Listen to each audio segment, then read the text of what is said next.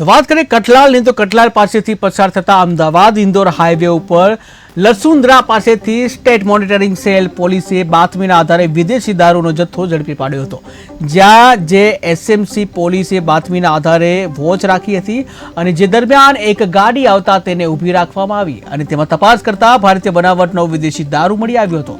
ત્યારે એસએમસી પોલીસે ગાડીમાંથી દારૂ અને બિયરની બોટલો નંગ 1876 જેની કિંમત રૂપિયા 1,87,600 નો વિદેશી દારૂ ઝડપી પાડ્યો હતો। જે સમગ્ર મામલે સ્ટેટ મોનિટરિંગ સેલે પોલીસ જે કહી શકાય કે જે સ્ટેટ મોનિટરિંગ સેલે જે મહેશ પ્રકાશજી સેવકને ઝડપી પાડ્યો હતો।